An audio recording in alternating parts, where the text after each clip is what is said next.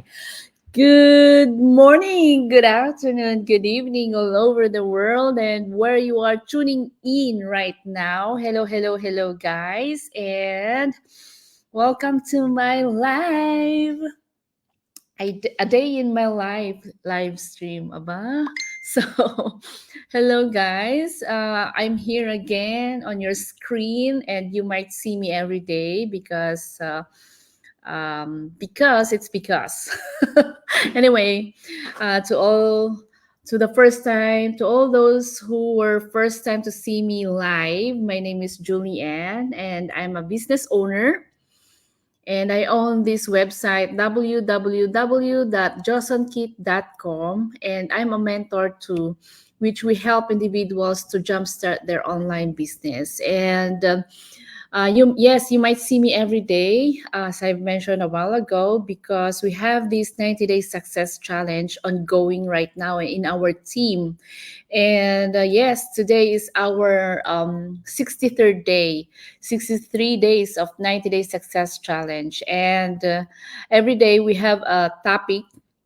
We have a topic every day which we discuss our experiences, our stories, our insights, where we share our opinions too. So, ito lang puro mga nasa opinion lang po namin. But the business that we want to share you is a life-changing business, and it's an opportunity where everyone can have as a side hustle or a plan B. So, pwede nyo ring maging full-time job if you want to.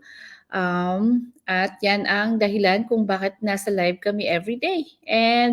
But joining in this business, you don't have to do this live every day. It's up to you which platform are you comfortable with, because this is the digital online business and we are on a digital age. So we have to use or leverage the use of social media. And kaya nakikita nyo kami sa Facebook or sa TikTok, sa Instagram or sa YouTube promoting our business, because it's our way of using the social media.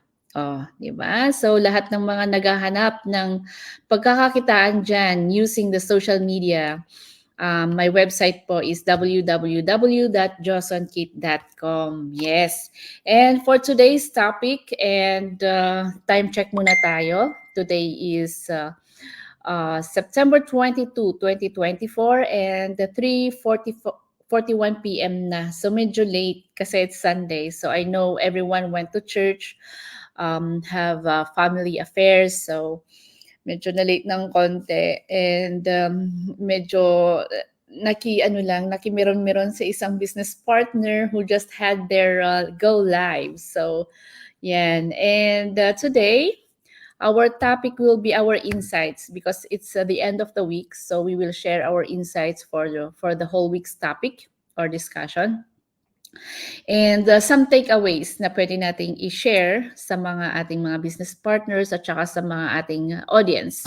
So for this week, we discussed about our yung kabuuan ng aming business, which is the favorite tools in the business, the importance of teamwork, automation, yan, social media, financial discipline, and budgeting. And then what we talked yesterday was about the personal branding. Paano ka ba matututunan kung paano magkaroon ng personal brand. Ayan.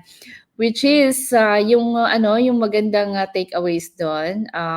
Parang lahat maganda.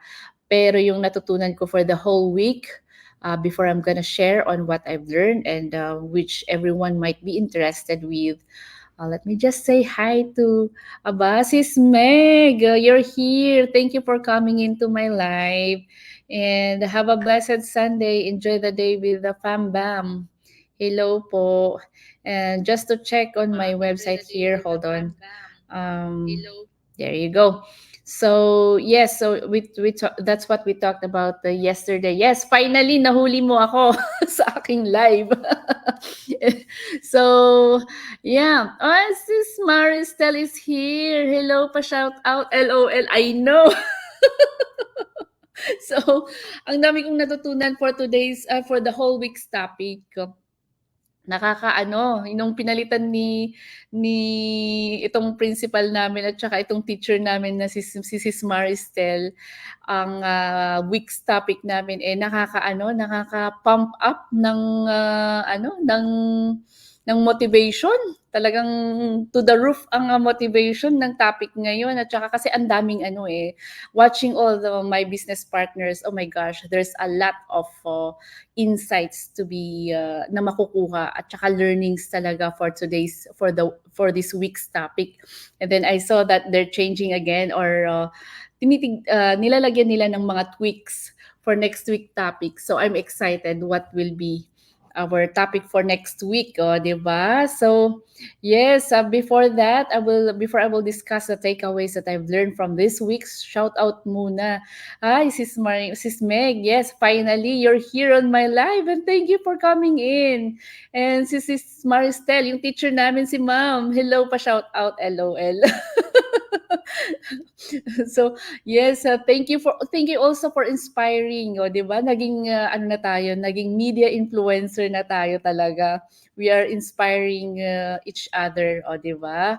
So ito yung kagandahan sa ating team eh. Talagang lahat suportahan. Oo, maganda yung topics. Ay, I'm excited for next week's topics too. Oh my gosh. That's very exciting at saka nakaka-pump up ng blood ah.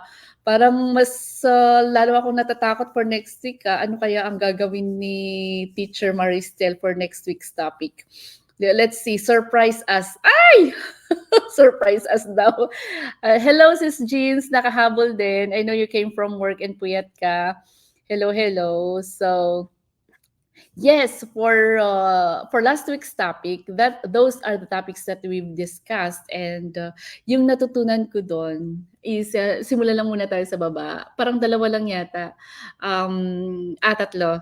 And yung I'll always go with threes, pero parang yung dalawang naisip ko lang ngayon. But the last one is the embracing your authenticity. And yun yung nakita ko sa mga aking mga business partners watching all the replays last night. I was able to see na iba-iba talaga kami. Kahit na may isa kaming business,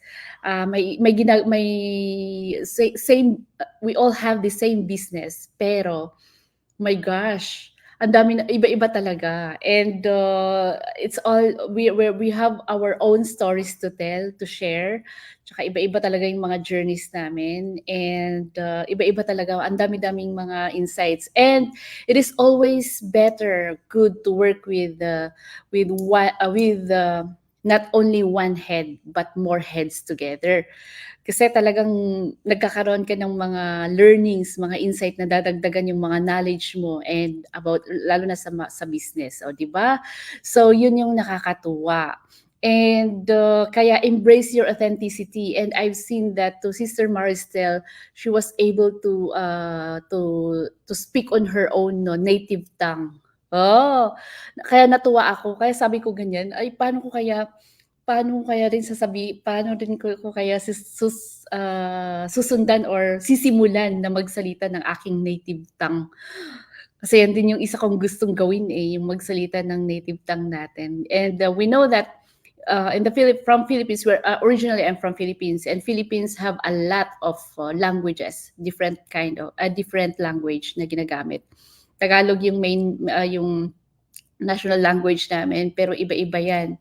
And I've seen that to Sis Maristel yesterday on her recording, and nagsalita siya. Oh, 'di ba? Ang ganda. Kaya sabi kong ganyan, kailangan ko ring, I think I have to start also. And yes, embracing authenticity is what I've learned, a takeaway from last week's topic. Because if you don't embrace your authenticity, hindi ka magiging komportable at saka hindi mo mai-present yung sarili mo. And it's just like same as simply saying as may business ka nga pero hindi mo inaccept or hindi mo pinapasingkin sa sarili mo na may business ka. Ngayon hindi mo alam kung paano mo ibenta or paano mo i-promote or paano mo i-share sa iba, di ba? So what's the point? So you have to start with embracing your authenticity. And may joke nga na laging pinag-uusapan, and I remember one where we did our last live, na yung group live is yung what if the problem is your face? Ay, tama ba? Oo, tama. Hindi lalong problema nga talaga yun. So you really have to embrace your authenticity, because if the problem is your face, ay nako, ay yourself, wag na yung face, yourself, yun na yung magiging problema nga talaga, talagang mabigat. At saka mahihirapan ka na ilabas kung ano yung tunay na ikaw. At saka kaya let go of those negativities, or let go of yourself, and you will see the beauty. Oh, lalo-lalo na yung pagla-live na 'to. So, that is, one is, ito, embracing your authenticity. That's why, embracing my authenticity, that's why I was able to come out live and natural here in the, Go Live. So, talagang 'pag binabalikan ko din yung mga ibang lives ko, yung pinaka-first pa lang, ay grabe. But watching all my business partners from yung simula at saka yung ngayon, oh my gosh, ang laking improvement. So talagang embrace your authenticity is isang isang ingredient na dapat na gagawin mo. O di ba? And yan, before coming out of your comfort zone. Magiging smooth yan. Pag problema mo yung coming out of your comfort zone, you have to embrace first your authenticity, and that will go out smoothly. So yes, so before I will go to the next topic, oh my gosh, let me say hi to Sis Jeans. You're here. Ay, Sis Roda. I'm excited on your new talk show, Sis Rodalyn, watching from LA. Hello, sis. Thank you for coming into my live. Sis Maristel, iba-iba ang kinang charot. Ah, yes!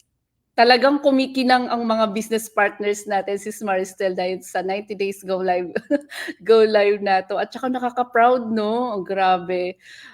Siguro, lalong-lalo na ikaw talagang sasabihin mo, wow, nakaka-proud talaga watching all those Go Lives ongoing. At saka may mga sumusunod pa. O, di ba? May humahabol pa talaga. So, hi, kamusta to it? I know. Kailan ko kaya sisimulan? Tingnan natin. Siguro we will do it once a week siguro, no? Maganda yung pag-present mo yung sa pagsalita mo nung native tongue na yun. Kaya sabi ko ganun, nakaka-amaze. Was amazed. Hello, Sis Lay. Thank you for coming into my live. Hi. Watching your live. Thank you for watching, and LOL. so yung isang takeaway is yung financial budget, yung financial discipline. Actually, aaminin natin, ako mahina talaga dyan sa finances na yan. And the other day, one of our business partners, si Gina, especially that our tax season is coming, yun yung hindi ko naisip na tackle, but going through our weekly task for this week, isa yung financial discipline. Oh, 'di ba? Having a business and how to manage it. And I've discussed that yes, we don't have a lot of expenses when it comes to our business, because a lot of it was taken care of by our affiliated company. And the thing is, we have this one-time payment na wala kaming mini-maintain, na yan na yung system namin na nag-work sa amin, and which is talagang very less, hindi siya costly, kasi it's just like a one-time payment, and they will provide us the system and the funnel and our website. So yun lang yung mano ko. Pero the biggest thing is the tax write-off. Yun yung na-discuss niya sa the other day, 2 days ago. It's like, wow, ma-amaze ka talaga. And I've shared that on my Facebook page, where you can watch more about it. And I've shared it to some of my business partners and some people. But to those who are interested to see or curious on what is tax, kung paano namin na ma-maximize ang aming taxes, you can go back to my previous share na share ko sa aking profile about sharing using or maximizing the benefits of tax write-offs through our digital business. So she discussed about that, and she was able to share tips on how to how to do it, how to itemize your ita tax write-off na mga na gamit na. So yes, our business has a very good benefit regarding sa pagta-tax write-off dahil we are on a digital online business, and we know naman na digital online has a broad coverage when it comes to taxes, when it comes to tax write-offs, kasi ang dami mong gagamitin dyan pero less ang gastos, di ba? Less ang may lalabas mo, pero you can tax write-off mostly of your every daily expenses doon. Kaya yun yung magandang takeaways doon. And then it was like, oh my God, when I watched her go live, it's like, oo nga, no, yeah. Yes, so that's a good takeaway. So, maganda siya. And yung pinaka first is the power of on. The power of on. Tama ba? The Power of Now. O, di ba? The Power of Now by Eckhart Tolle. Pag nadidinig, pag naano nyo yun, na-encounter ko lang siya. Parang maganda siyang basahin. Parang tingnan ko nga kung nandun siya sa Audibles. Kasi parang maganda siyang pakinggan because it talks about letting go of your egos, letting go of your hindrances, and then concentrate on the now. Yun. So, not letting go of the now, and be mindful of what is going now. So that's the power of now na sinasabi niya. And letting go, parang ano rin, parang letting go of those procrastinations na nangyayari sa'yo. And I think that will be one of the topic of our another business partner. Sana mahuli ko sila sa Go Live nila about procrastination, and I want to hear and listen to them because it talks about that topic, and maybe I can share it too, so that everyone can learn from it. So yes, the power of now. So letting go of those egos, o di ba? Yung iba kasi mapapride eh. Yung isa may mataas ang ego na ayaw nilang matingnan yung ating mga business dahil hindi ko alam sa kanila. But if you let go of those nows, you will see more doors or more opportunities in front of you, waving at you or waiting for you to check. So one is if you see these videos, one is this Go Live video that we are sharing to everyone, that we have this life-changing business, an opportunity that might change your life for a lifetime. And na gusto naming i-share sa inyo. So that is what I've learned on this week, that na yun yung laging sinasabi ng isang business partner namin, na nothing changes if nothing change. If you change nothing. 'Di ba? So talagang it's yung talagang ano dito is yung kalaban mo is yung sarili mo. When are you gonna take that first step? It is through the power of now. Believe on the power of now. Let go of those egos and hindrances, so that you might see those opportunities waiting in front of you, o di ba? So that is the one that I'm gonna share to you. And since today, this week is regarding that insights and learnings on our weekly task. So that is the three that I just want to share with you guys. That is the third one is the embrace your authenticity. The second one is the financial discipline. Yun yung talagang nagustuhan ko for this week's topic, kasi yung natutunan ko na this business alone, you can earn and you can maximize the taxes that you're paying, o di ba? Kung paano, how to have para mabalanse mo yung ng mga taxes mo, and through this business it will help a lot. And the first one is the power of now. O, di ba?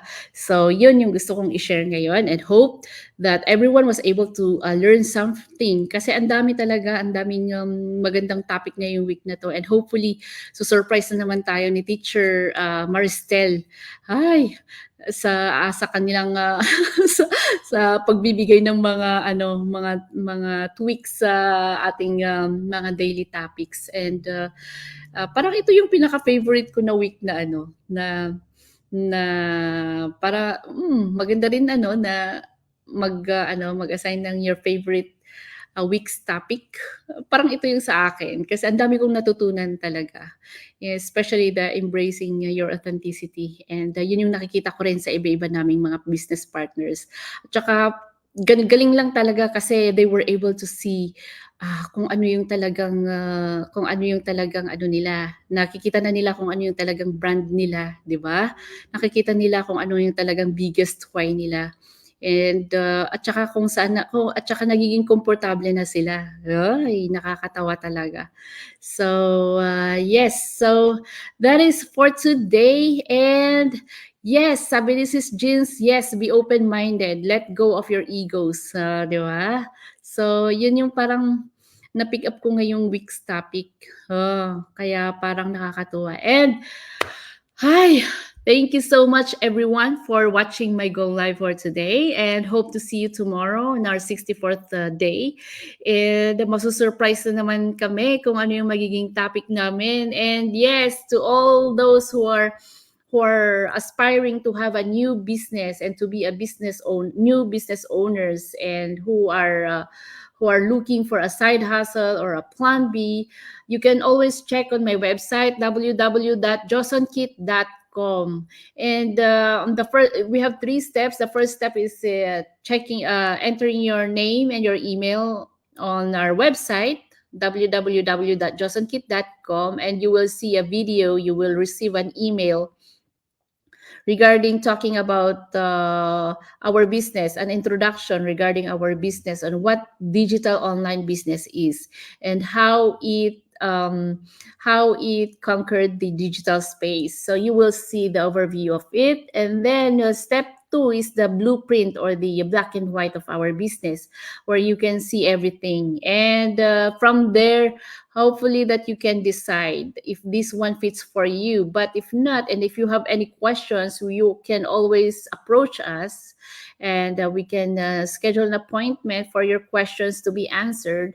And don't worry about that one. You can reach out anytime. This one has no commitment at all. So it's up to it's all free to check on that one on the first step. But the second one is, yes, there is a payment, but don't worry, that is fully refundable.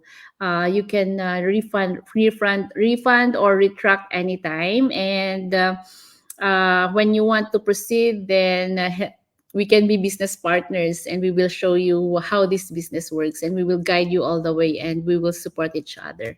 Dito walang iwanan. Lahat po sama-sama. And yun lang po sa ngayong araw, and thank you all for coming into my live. Sino pa ba ang hindi ko na dito? Aba, yes, Sis Virgie, thank you for coming into our live. And Sis Andeng, hello, hello, hello. Thank you. Check it out, sis. And si Lola Dear Marilo, hello. Hello, Lula. How are you? Watching from Philippines. And Giselle, thank you so much for watching. And yes, if you're interested, just check on my website, www.josonkit.com, and I will see you in the inside, guys. Thank you so much, and see you again tomorrow for our next live. Thank you. Bye-bye, and have a blessed Sunday, everyone. Thank you.